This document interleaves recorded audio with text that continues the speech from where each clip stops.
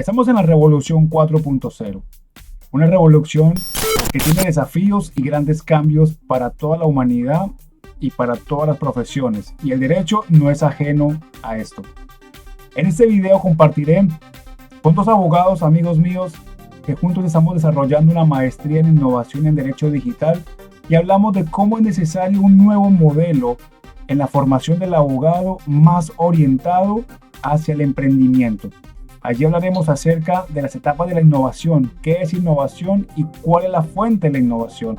Además, estaremos compartiendo la diferencia entre la disrupción y mantener precisamente una tecnología a lo largo del futuro. Entonces, antes de entrar a esta charla, primero vamos con la intro.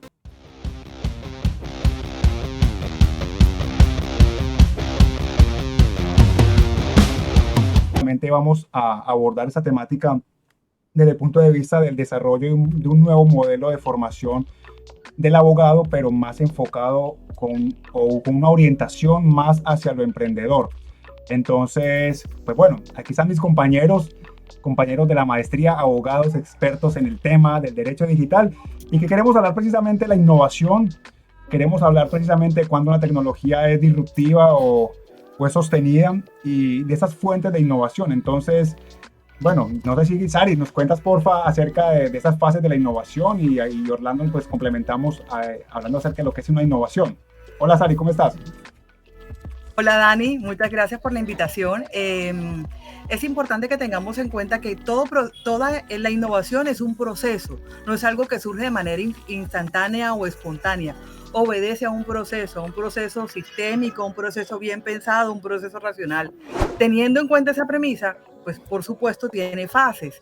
Dentro de la primera fase podemos encontrar la búsqueda de oportunidades. Y las oportunidades, cuando uno ajusta su lente orientado precisamente a la innovación, se va a dar cuenta que en el entorno encontramos múltiples oportunidades, múltiples fuentes a través de las cuales cada uno de nosotros puede generar un impacto.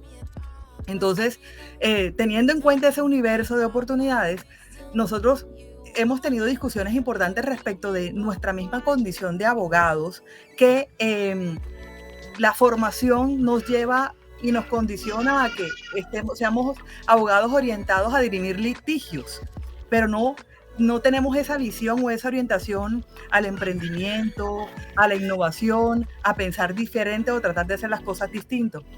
Ya pasando a la segunda fase del proceso de innovación, deberíamos pensar en, seleccionar qué vamos a hacer y por qué lo vamos a hacer. ¿Cuál sería la importancia de determinar esa opción que nosotros tomamos?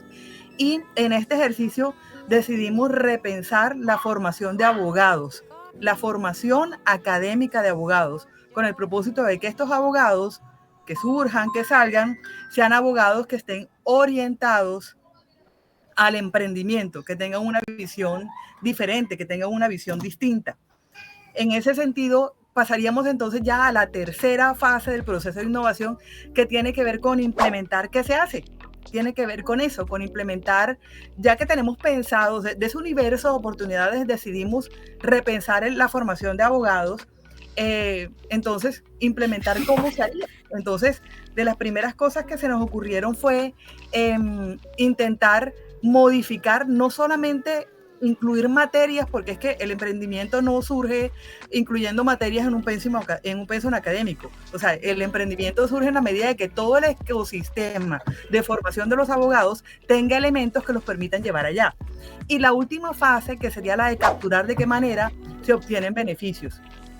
Por supuesto que si tenemos un abogado que tiene una visión orientada hacia el emprendimiento, una visión orientada a mirar el entorno y a encontrar soluciones diferentes, precisamente por esa formación de la que fue producto, vamos a encontrar beneficios no solamente para el abogado, sino para la sociedad, porque finalmente vamos a hacer que el abogado repiense no solamente ser un abogado que está destinado a dirimir conflictos, sino un abogado precisamente. Una de las cosas de las que hemos visto mucho aquí, que tiene que ver a que de verdad la justicia sea un elemento, una herramienta que irradie a toda la sociedad, a toda la comunidad. Dani, yo me voy a tomar la libertad de invitar ahora a Orlando, a que Orlando nos ayude a explicarnos cuáles son las fuentes de innovación que se usarían o que se tendrían en cuenta en este proceso. Perfecto. Orlando. Bueno, muy buenas noches para Sari y para Dani. Creo que tomando un poco lo que tú estás mencionando, lo que mencionaste, me parecería también como que súper indispensable que mencionáramos en este punto, previamente ya mencionado y señalado por ti, algo bien importante, y es el tema de la captura de valor, que digamos que sería, digamos, algo nuevo respecto al proceso de innovación que pues nosotros en la conversación hablábamos de esa nueva visión o formación de un abogado emprendedor. Aquí pues debatíamos ahorita que digamos que no habíamos tenido esa formación en cuanto a cómo podíamos analizar la perspectiva del ejercicio del derecho, siendo nosotros emprendedores o forjando empresa o forjando de una u otra manera cosas nuevas. Normal ver a abogados, digamos, con este tipo de formación. Y más que trasladarlo a un ejercicio económico, creo que lo relacionamos más como un concepto. Bien es cierto, nosotros como abogados estamos obligados a una función pública, a una función hacia el ciudadano, a un compartir, obviamente, de poder transmitir a través de nuestro conocimiento, impartir justicia. Si bien es cierto, en este proceso de captura de valor, bajo esta perspectiva de la innovación, de una educación frente al proceso de formación de emprendimiento de un abogado, pues entraríamos nosotros digamos, a formar de este ejercicio un valor social que no solamente enriquecería nuestra formación, sino que sumado a eso enriquecería, digamos, elementos muy prácticos y muy importantes desde la misma sociedad. Entonces, tomo esa parte, Sari, de lo que mencionaste, como para aterrizarlo un poco en el terreno acerca de las fuentes. No sé, Dani, ¿vas a decir algo? Sí, claro, ¿no? Y es que partiendo de lo que decías al comienzo y lo que tú decías, yo creo que el abogado pues, sí o sí tiene la necesidad de buscar las oportunidades, porque creo que todos los emprendimientos sí o sí tienen que surgir de una necesidad, y una necesidad crea una oportunidad.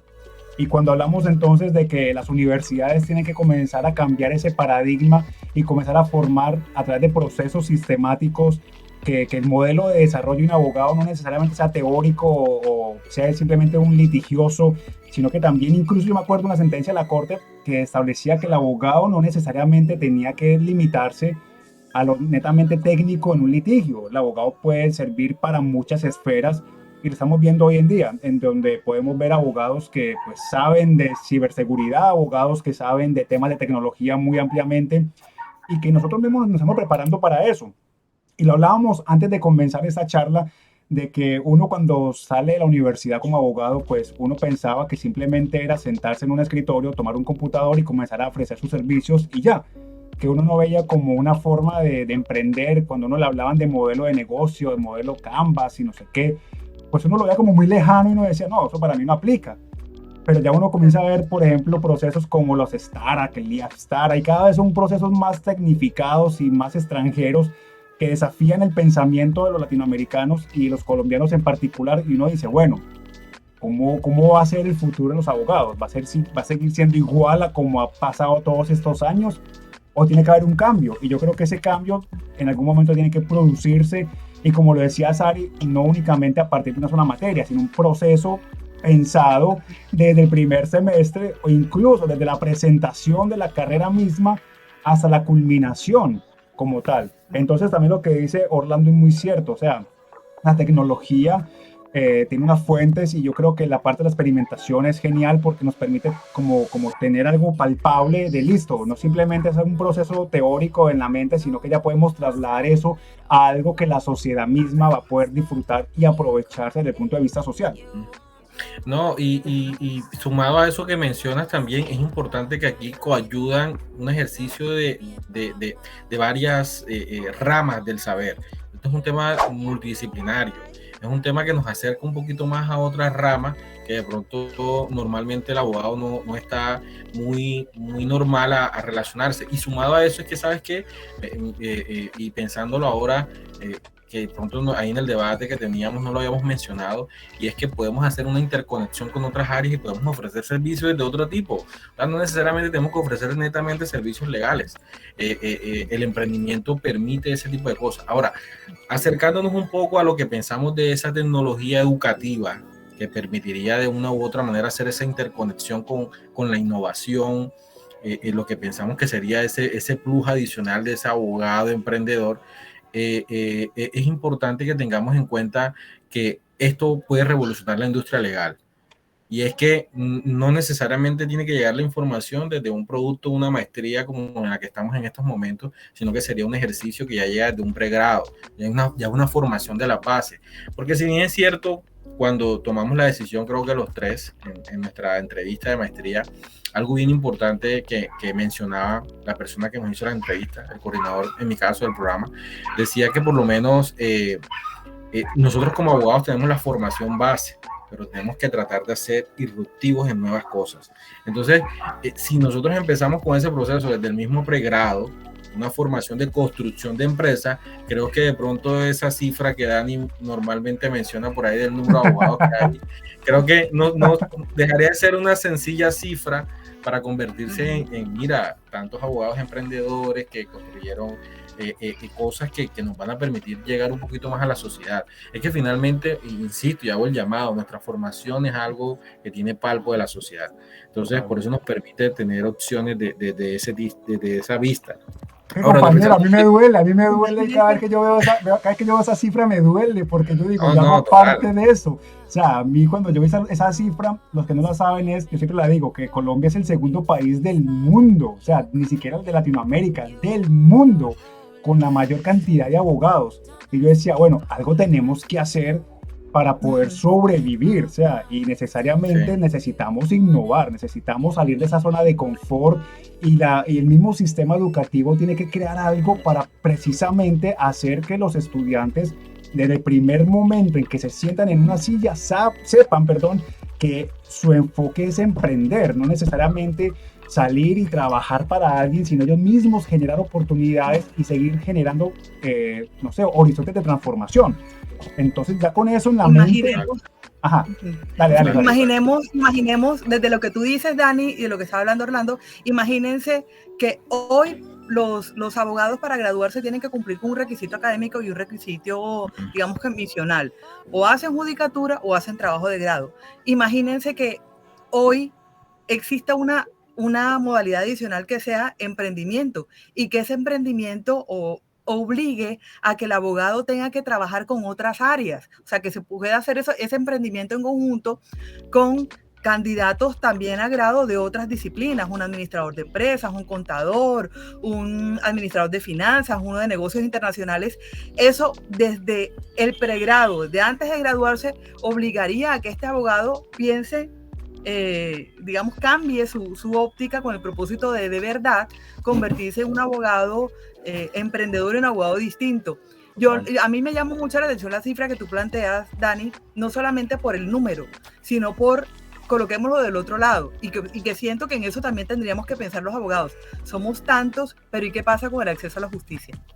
Las cifras de acceso a la justicia en nuestro país no se compadecen con el número de abogados que tenemos. Entonces, ahí nuestro carácter social, muy importante, exacto. Nuestro carácter social está un poco desdibujado de ese ejercicio, y creo que el emprendimiento puede ser el empalme, digamos, que hace falta para que ese tipo de cosas se dé y permita de una u otra manera tener acceso a la justicia. Total. Yo lo pienso de esa manera. Ahora bien, aterrizando un poquito el tema de las fuentes, creo que en este proceso de innovación, de cambio de metodología o de tecnología respecto a la educación, aplicaría mucho el tema de la fuente de investigación y desarrollo, y mucho más puntualizado a una investigación de tipo experimental.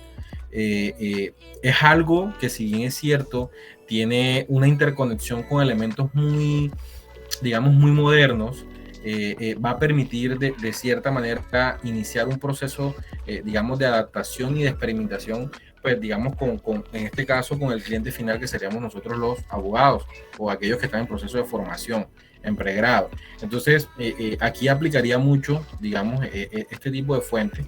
Y aquí hay una Les pregunto, ¿Es disruptiva o es sostenida? Sí, allá iba. Bueno, Entonces ahí ese llega, es el tema, ese es el tema, ese es lo que vamos a tratar. llega ese punto y les digo, tiene de ambas, es disruptiva porque desde un punto de vista y pensando ahora algo que tú mencionabas, Sari, si logramos cambiar que la forma de grado no necesariamente tenga que ser por las dos opciones que ya estamos hablando de que tendríamos que cambiar un elemento no solamente institucional y cultural, sino un elemento de formación normativo, porque eso está establecido desde un ejercicio normativo. Y eso impacta, eso cambia, o sea, eso cambia el paradigma y eso hace que esto sea disruptivo. Y un tema sostenible, porque si bien es cierto, la educación es algo que en el tiempo ha estado siempre presente, pues es un tema que así como hoy por hoy nos encontramos en entornos virtuales, pues recibiendo formación, cambiaría esta perspectiva porque encontraríamos abogados con formación diferente y basados mucho más en temas de emprendimiento, de empresa, de marketing digital, en fin, una serie de cosas que creo que hasta hoy varios de nosotros vamos a empezar, ahorita gracias a esta formación en esta maestría, vamos a empezar como a palpar y a tocar cosas que podemos ver desde el pregrado y que nos pueden de pronto dar herramientas para cuando salgamos al entorno, digamos, externo, cumplamos esa función social y realmente hagamos un impacto. Es que, por ejemplo, yo les pongo el caso de la Corte Constitucional. O sea, hemos leído sentencias de la Corte que son demasiado densas. Y uno diría desde la práctica, ya uno conociendo todo ese tema, la innovación y el cambio cultural y todo eso, uno dice, ¿por qué mejor no hacen, si es un documento digital, por qué no ponen una tabla de contenido en donde la gente pueda ir directamente? Yo quiero leer la ratio decidente y pues la voy, o las intervenciones de la Corte, voy y le doy clic allí, pero no, me toca leer o pasar, hacerle scroll a todo el documento para poder llegar y buscar dónde es que voy a encontrar lo que quiero encontrar. Eso desde el punto de vista, uno dice, eso es algo que no tiene ningún sentido, pero es que hoy en día el mismo sistema mundial nos lleva, porque estamos en donde todo tiene que ser rápido, todo tiene que ser ágil, y la justicia igual. Por eso existe el decreto 806, porque precisamente para, en teoría, optimizar la justicia. Entonces vemos... Pero mira que eso igual plantea un reto, porque es que por eso considero que esta idea nuestra o ese planteamiento nuestro de darle un vuelco completo a la formación de abogados, porque es que no, el 806 no se trata de que hagamos lo mismo que se hace en la presencialidad en la virtualidad. Exacto. No tiene sentido porque finalmente estamos imitando algo que se hace en la presencialidad. La revolución aquí de verdad sería intentar hacer las cosas distintas a como se hacen en la presencialidad, pero obviamente con el mismo criterio de eficacia, con el mismo criterio de legalidad, pero con mayor acceso y con mayor adaptabilidad absolutamente a todas las comunidades. Total, y es que por eso, hablando del tema de disrupción o de que sea algo sostenido, pues en este caso, como decía Orlando, es de 50 y 50, o como el famoso depende del abogado. ¿Por qué? Porque necesariamente es disruptivo por un lado, porque obviamente es cambiar toda una cultura tradicional y ancestral de cómo se imparte el derecho, y por otro lado, pues es sostener algo que ya existe, que es la formación netamente del abogado, pero con un enfoque nuevo. Y como lo hemos visto, innovar no necesariamente es crear algo nuevo, pero también nos permite desde algo nuevo obtener un cambio y transformarlo. Entonces yo creo que estamos en la mejor etapa. Ahora mismo los abogados estamos despertando a que hay otras formas de hacer derecho, hay otras formas, porque es que, como lo leíamos, el fin del derecho es ¿cuál? Es llegar a la justicia, sí, la justicia material. Entonces, si llegamos a la justicia, por ejemplo, a través de múltiples plataformas, a través de múltiples maneras de hacer, la forma no va a determinar exactamente que si es derecho o no es derecho. O sea, los abogados tenemos que cambiar la mentalidad precisamente de que estamos en una nueva era, en donde la tecnología es un aliado más no un enemigo.